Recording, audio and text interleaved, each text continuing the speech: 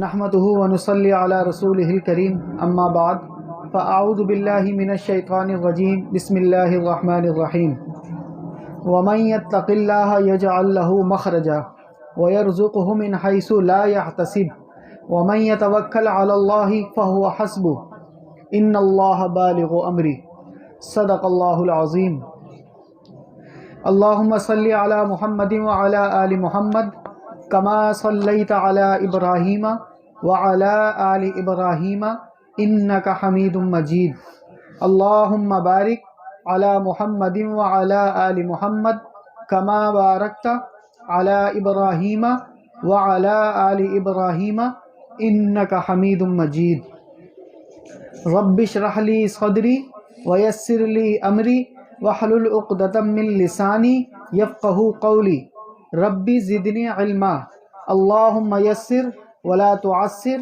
وتمم بالخیر سبحانک لا علم لنا الا ما علمتنا انک انت العلیم الحکیم۔ یہ جو ہم شروع میں درود شریف پڑھتے ہیں، کیوں پڑھتے ہیں؟ اس لیے پڑھتے ہیں کہ کوئی بھی کام شروع کرنے سے پہلے بسم اللہ پڑھنا، بسم اللہ پڑھنا یہ اللہ کا حکم ہے۔ اس کے بعد حضور اکرم صلی اللہ علیہ وسلم پر درود بھیجنا یہ بھی اللہ کا حکم ہے۔ اس کے بعد اپنی کل علمی کا اعتراف کرنا کہ یا اللہ مجھے کچھ نہیں پتہ، اگر میں کوئی زبان سے کوئی لفظ ادا کر رہا ہوں تو یہ آپ کی توفیق سے ادا کر رہا ہوں، آپ کے حکم سے ادا کر رہا ہوں۔ تو اسی وجہ سے سب سے پہلے خطبہ پڑھا جاتا ہے، اللہ کی تعریف کی جاتی ہے، اس کے بعد درود شریف پڑھا جاتا ہے اور پھر دعائیں پڑھی جاتی ہیں۔ یہ بات سمجھ آ گئی؟ کوئی بھی کام شروع کرنے سے پہلے اسی طرح درود شریف پڑھنا، اللہ کی تعریف کرنا اور دعائیں کرنا، اس کے بعد اس کام کو شروع کرنا تاکہ اس کام میں برکت ہو، تاکہ اس کام میں خیر ہو اور اللہ کی مدد اس کام میں شامل ہو جائے۔ میرے محترم بھائیو، دوستو، بزرگوں، اللہ رب العزت نے ہم پر اتنا بڑا احسان کرا، اتنا بڑا احسان فرمایا کہ ہمیں آج جمعۃ المبارک کی ادائیگی کے لیے، جمعے کی نماز پڑھنے کے لیے اپنے گھر میں بلایا اور اپنے گھر میں بیٹھ کر اللہ کی باتیں سننے کی توفیق عطا فرمائی۔ اس وقت کتنے ہی دنیا میں، کراچی کے اندر ایسے لوگ موجود ہیں کہ جو کہ نماز نہیں پڑھتے، جو کہ جمعے کی نماز پڑھنے سے محروم ہیں۔ کوئی کسی کام میں لگا ہوا ہے، کوئی ایسے ہی سو رہا ہے، کوئی نشے میں لگا ہوا ہے، کوئی کسی بھی کام کی وجہ سے وہ اللہ کے گھر تک نہیں پہنچ پاتا، اور اللہ رب العزت جس سے محبت کرتے ہیں اس کو اپنے گھر میں آنے کی دعوت دیتے ہیں، گویا کہ وہ اللہ کے گھر میں حاضر ہو جاتا ہے اور اللہ کے دربار میں حاضر ہو کر نماز ادا کرتا ہے۔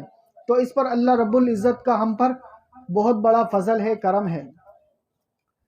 میرے دوستو، اللہ رب العزت نے انسان کو پیدا فرمایا اور پیدا فرمانے کے بعد دنیا میں بھیجنے کے بعد کچھ اصول بتائے جینے کے لیے، کچھ قوانین بنائے زندگی گزارنے کے لیے، کہ جو شخص اس قانون کے مطابق، ان اصول کے مطابق اپنی زندگی دنیا میں گزارے گا تو اللہ رب العزت اس قوانین پر عمل کرنے کی وجہ سے اس کی دنیا بھی اچھی بنائیں گے اور اس کی ہمیشہ والی زندگی جنت میں ملائیں گے، یعنی اس کو جنت عطا فرمائیں گے۔ وہ قوانین کیا ہیں، وہ اصول کیا ہیں، وہ آپ صلی اللہ علیہ وسلم نے ہم تک پہنچائے۔ سب سے پہلے قرآن کریم اللہ رب العزت کا وہ معجزہ ہے، وہ الفاظ ہیں کہ جو کہ اللہ تعالیٰ نے خود اپنی زبان سے ادا کیے۔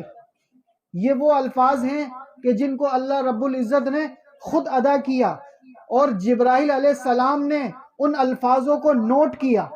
ان الفاظوں کو نوٹ کرنے کے بعد جبرائیل علیہ السلام آپ صلی اللہ علیہ وسلم تک آئے، آپ صلی اللہ علیہ وسلم کو وہ الفاظ سنائے جس کو وحی کہتے ہیں۔ کیا کہتے ہیں؟ وحی۔ اللہ رب العزت نے فرمایا اقیموا الصلاۃ، نماز پڑھو۔ جبرائیل علیہ السلام نے لکھ لیا، زمین پر آئے، آپ صلی اللہ علیہ وسلم کو آ کر فرمایا اقیموا الصلاۃ، نماز پڑھو۔ اللہ کا حکم ہے، اللہ نے فرمایا ہے نماز پڑھو. آپ صلی اللہ علیہ وسلم نے اپنے سینے میں محفوظ کیے یہ الفاظ. اس کے بعد صحابہ کرام کو بتایا اللہ کا پیغام آیا ہے اقیموا الصلاۃ، نماز پڑھو. صحابہ کرام نے آپ صلی اللہ علیہ وسلم سے جیسے ہی سنا فوراً نماز کی طرف آ گئے، فوراً نماز پڑھنے لگ گئے، اور انہوں نے بھی اس کلام کو دل میں محفوظ کر لیا. اس کے بعد اس آیت کو لے کر وہ دنیا کے کونے کونے میں چلے گئے کہ دیکھو یہ قرآن کس کا کلام ہے، کس کے الفاظ ہیں، کس نے بولا ہے، کس نے بتایا ہے؟ اللہ نے فرمایا ہے. یہ قرآن کس کے الفاظ ہیں؟ اللہ کے الفاظ ہیں. اسی وجہ سے وہ شہنشاہوں کا شہنشاہ ہے، وہ بادشاہوں کا بادشاہ ہے، وہ ساری کائنات کو بنانے والا ہے، وہ ساری کائنات کو کھلانے پلانے سلانے جگانے والا ہے، وہ ساری کائنات کو سلاتا ہے، خود سونے سے پاک ہے، ساری کائنات کو کھلاتا ہے، خود کھانے سے پاک ہے، ساری کائنات کو پلاتا ہے، خود پینے سے پاک ہے، ساری کائنات کو ایک دن ختم کر دے گا، خود ختم ہونے سے پاک ہے. وہ اول بھی ہے، وہ آخر بھی ہے، وہ ظاہر بھی ہے، وہ باطن بھی ہے. اس سے پہلے کچھ نہیں، اس کے بعد کچھ نہیں، اس کے جیسا کوئی نہیں، اس کا جیسا کوئی نہیں، اس کا ہمسر کوئی نہیں، اس کا شریک کوئی نہیں. وہ بے نیاز ہے، اس کو کسی سے مشورہ کرنے کی ضرورت نہیں. وہ سب سے یکتا ہے، وہ وحدہ لا شریک ہے، وہ اللہ الصمد ہے، وہ رحمان ہے، وہ رحیم ہے، وہ غفار ہے، وہ قہار ہے، وہ وہاب ہے، وہ رزاق ہے، وہ فتاح ہے، وہ علیم ہے، وہ قابض ہے، وہ باسط ہے، وہ خافض ہے، وہ رافع ہے، وہ معز ہے، وہ مذل ہے، وہ سمیع ہے، وہ بصیر ہے، وہ حکم ہے، وہ عادل ہے، وہ لطیف ہے، وہ خبیر ہے، وہ شہید ہے، وہ بصیر ہے. وہ کتنا بڑا بادشاہ ہے کہ ساری کائنات کو اکیلا چلا رہا ہے. ساری کائنات کو اکیلا چلانے والا صرف ایک اللہ ہے. تو یہ قرآن کس کے الفاظ ہیں؟ اللہ کے الفاظ ہیں. کس نے ادا کیے؟ اللہ نے ادا کیا. اسی وجہ سے اس قرآن کو پڑھنا بھی ثواب، اس کو دیکھنا بھی ثواب، اس کو چھونا بھی ثواب، اس پر عمل کرنا بھی ثواب، اور اس کی تلاوت بھی ثواب، اس کو پڑھنا بھی ثواب، اس کو پڑھانا بھی ثواب. یہاں تک کہ جس کپڑے کے اندر اس قرآن کریم کو رکھا جاتا ہے، جس زلدان کے اندر اس قرآن کو رکھا جاتا ہے، اس کو چھونا بھی ثواب. یہ قرآن کریم کتنی برکت والا کلام ہے، کتنی برکت والا کلام ہے. کس کے الفاظ ہیں؟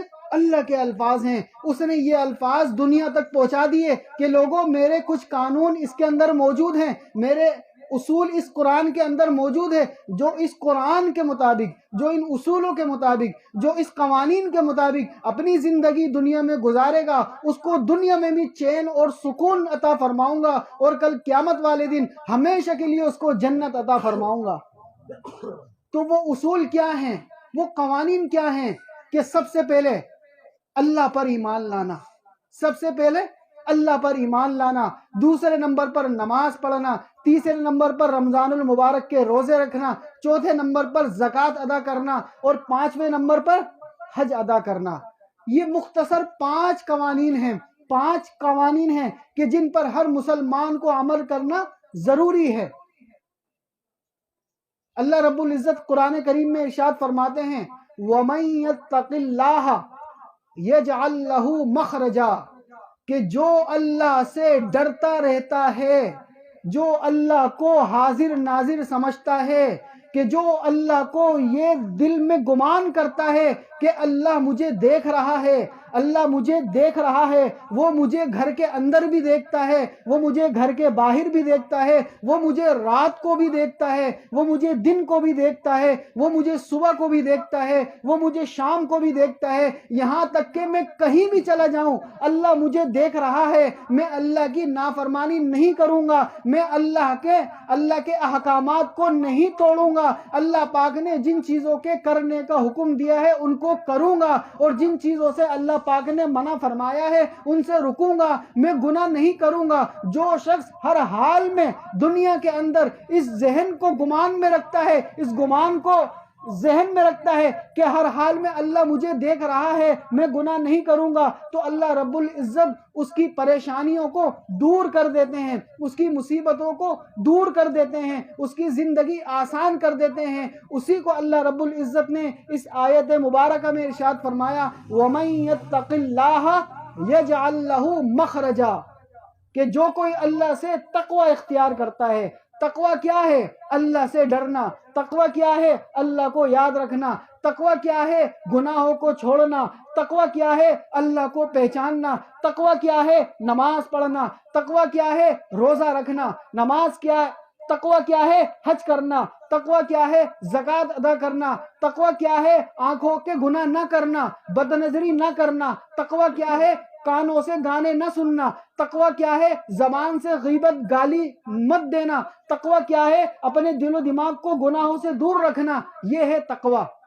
وَمَن يَتَّقِ اللَّهَ، کہ جس نے اللہ سے تقوی اختیار کیا، اللہ کی وجہ سے ڈرتا رہا، يَجْعَلْ لَهُ مَخْرَجًا، يَجْعَلْ لَهُ مَخْرَجًا، اللہ رب العزت اس کی پریشانیاں دور فرما دیں گے، اس کی مصیبتیں دور فرما دیں گے. تو پہلا اصول، اللہ کو ہر حال میں یاد رکھنا کہ اللہ مجھے دیکھ رہا ہے، اللہ مجھے دیکھ رہا ہے. انسان یہ سمجھتا ہے کہ کوئی ایسی تنہائی والی جگہ مل جائے کہ جہاں دوسرے انسان اس کو نہ دیکھ رہے ہوں، اور میں آرام سے کوئی گناہ کر لوں، بد نظری کر لوں، کوئی نشہ کر لوں، اور بھی جو دل کو چاہتا ہوں وہ کر لوں. کوئی ایسا کونا کھانچا ڈھونڈتا ہے، کوئی ایسی جگہ ڈھونڈتا ہے. ایسا ہوتا ہے نا، وہ ڈرتا ہے کہ کوئی مجھے دوسرا نہ دیکھ لے، اسی وجہ سے وہ تاریکی میں جاتا ہے، وہ اندھیرے میں جاتا ہے، وہ رات کی تاریکی میں گناہ کرتا ہے، یا ایسی جگہ کو دیکھتا ہے جہاں پر کوئی مجھے دیکھ نہ لے. اللہ رب العزت ارشاد فرماتے ہیں، کیا فرماتے ہیں؟ یعلم خائنۃ الاعین وما تخفی الصدور، کہ وہ اللہ تمہاری آنکھوں کی خیانت کو بھی جانتا ہے. وہ اللہ جو تم آنکھوں سے اس وقت بد نظری کر رہے ہو، گناہ کر رہے ہو، اللہ رب العزت اس گناہ کو بھی جانتا ہے. کوئی نہیں دیکھ رہا تو کیا؟ یعلم خائنۃ الاعین، وہ اللہ تو تمہیں یہاں بھی دیکھ رہا ہے. ایک مرتبہ موسیٰ علیہ السلام ایک راستے سے گزر رہے تھے، سامنے دیکھا کہ ایک پتھر پڑا ہوا ہے.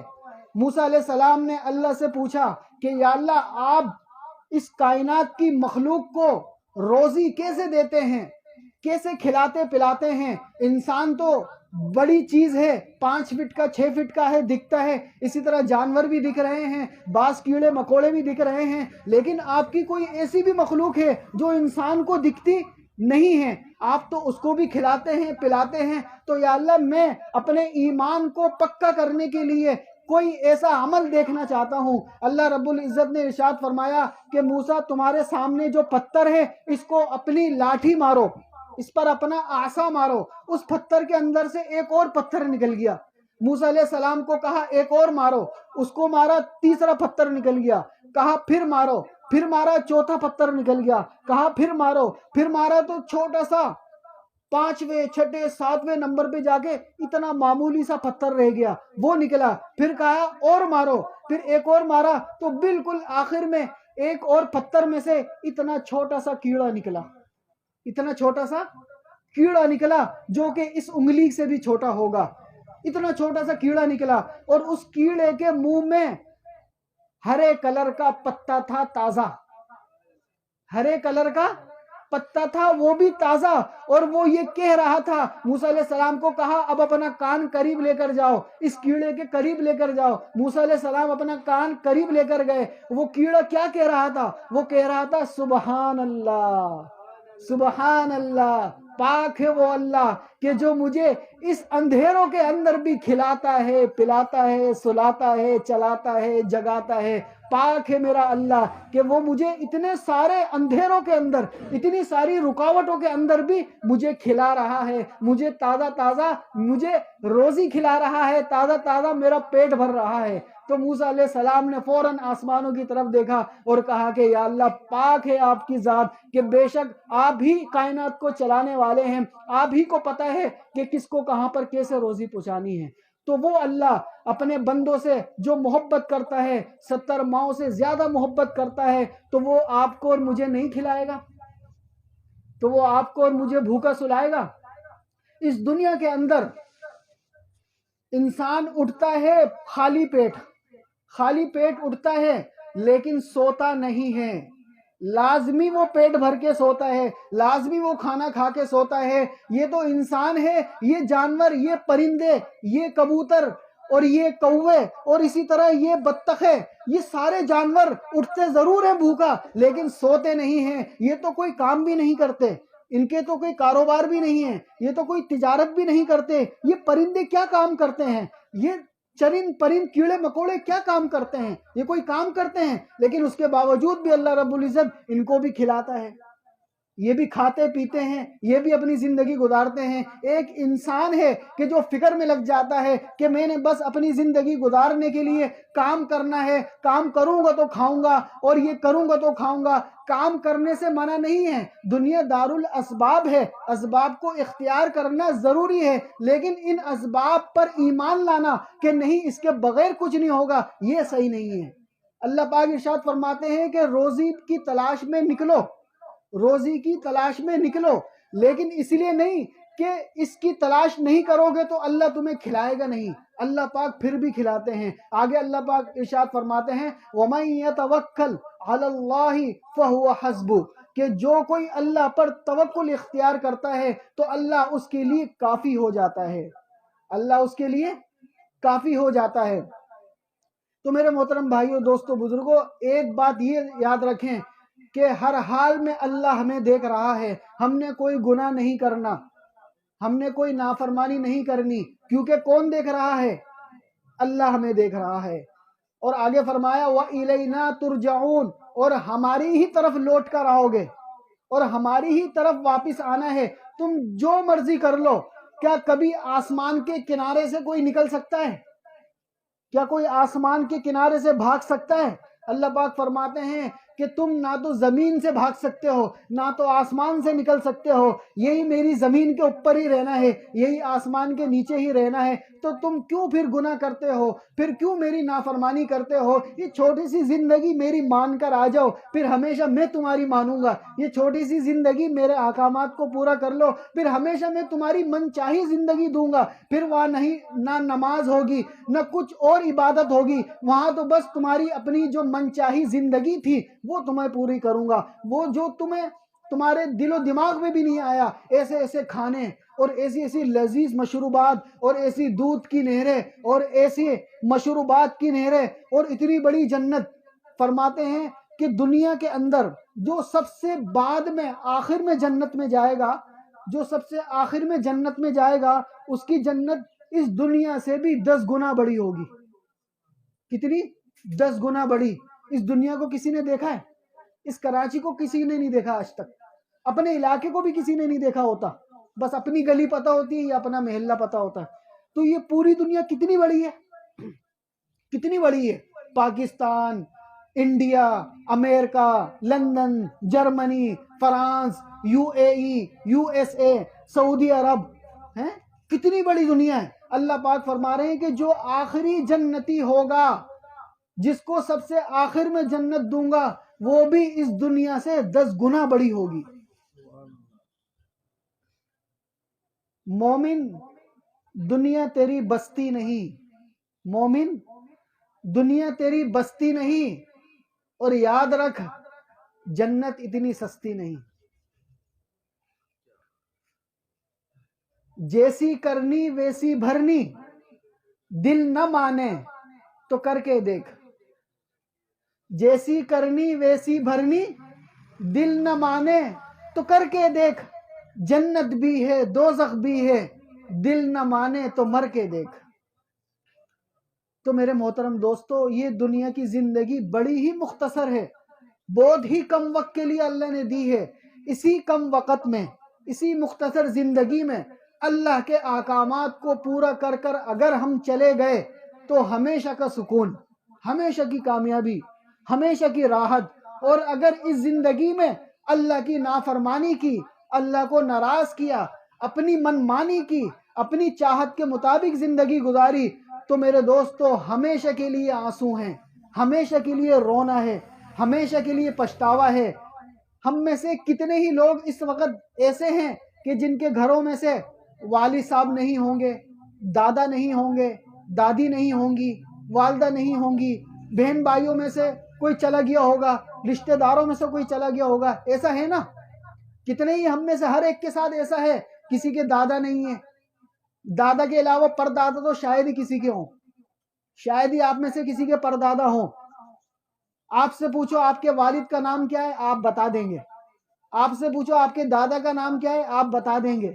آپ سے پوچھو آپ کے پردادا کا نام کیا ہے، آپ سوچیں گے۔ آپ سے پوچھو آپ کے پردادا کے دادا کا نام کیا ہے، آپ بولو گے مجھے نہیں پتا۔ یہی ہماری آپ کی حقیقت ہے۔ ایک دن یہی ہونا ہے کہ میرے نام کو بھی لوگ بھول جائیں گے، میرے اپنے بچے بھول جائیں گے، میرے اپنی اولاد بھول جائے گی۔ یہ دنیا مٹنے کا جہان ہے، اس دنیا میں ہر چیز کو فنا ہونا ہے۔ کل من علیہا فان، کل من علیہا فان، ہر چیز فنا ہو جائے گی، یہاں تک کہ اس کا نام بھی ختم ہو جائے گا، یہاں تک درس قرآن، درس حدیث، اصلاحی بیانات، فقہی مسائل اور وظائف کے لیے مفتی ابو بکر انصاری کے چینل کو سبسکرائب